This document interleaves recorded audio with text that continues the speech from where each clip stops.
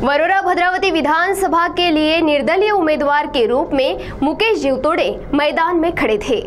उन्होंने EVM machine को लेकर अपना आक्षेप लेते हुए क्या चेतावनी दी, आइए देखते हैं इस खबर में।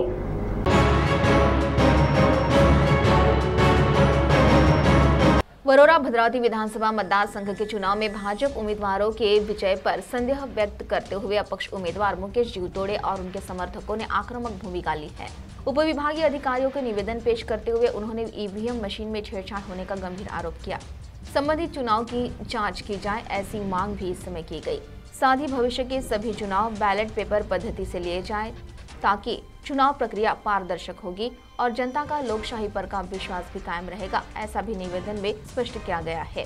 निवेदन देते समय कार्यकर्ताओं ने आक्रामक भूमिका लेते हुए निष्पक्ष चुनाव की हामी देने के लिए जब तक ठोस कदम नहीं उठाया जाएगा तब तक आंदोलन तीव्र करने का इशारा दिया है। उप विभागीय अधिकारी कार्यालय के सामने बड़ी संख्या में कार्यकर्ताओं की उपस्थिति थी और उन्होंने निष्पक्ष जांच की मांग करते हुए जोरदार घोषणाबाजी की। प्रामुख्याने आज आम्ही निवेदन याच्यासाठी दिलं कारण की ईव्हीएम मशीनद्वारे आता गेल्या काही वर्षापासून सातत्याने निवडणुका घेण्यात येऊन राहिल्या, पण सर्वसामान्य लोकांच्या मनामध्ये, सर्वसामान्य जनतेच्या मनामध्ये कुठेतरी प्रश्न आहे की ईव्हीएम मशीनमध्ये कुठेतरी घोळ होऊन राहिला आहे। तरी प्रामुख्याने आज संविधान दिन आहे आणि त्या दिनानिमित्त आम्ही सगळेजण इथे एकत्रित आलो होतो।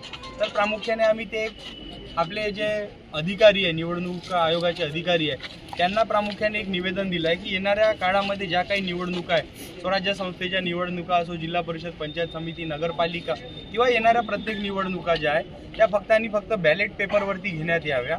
नाही तर याच्यानंतर जर तुम्ही जर ईव्हीएमच्या फक्त मशीनवरती जर निवडणुका घेतल्या तर मोठ्या प्रमाणात आम्ही आंदोलन चंद्रपूर जिल्ह्यामध्ये उभं करू आणि येणाऱ्या ज्या निवडणुका आहेत त्या निवडणुका होऊ देणार नाही। कारण की लोकांचा विश्वास जेव्हा नाही आहे आणि लोकशाही जी आहे ती लोकांसाठी आहे, हे जे अधिकारी लोक आहेत ते फक्त लोकांसाठी व जनतेचं काम करण्यासाठी आहे। जर तुम्ही स्वतःची हुकुमशाही आणि मनमानी जर करत असाल तर ही हुकुमशाही आणि मनमानी आम्ही खपवून घेणार नाही आणि प्रामुख्याने येणाऱ्या निवडणुका फक्त आणि फक्त बॅलेट पेपरवरती झाल्या पाहिजे, याच्याकडे तुम्ही लक्ष दिलं पाहिजे। अन्यथा आम्ही आमच्यातर्फे मोठं आंदोलन उभं करू व येणाऱ्या निवडणुका इथं होऊ देणार नाही। CTV के लिए प्रतिनिधि जावेद शेख की रिपोर्ट।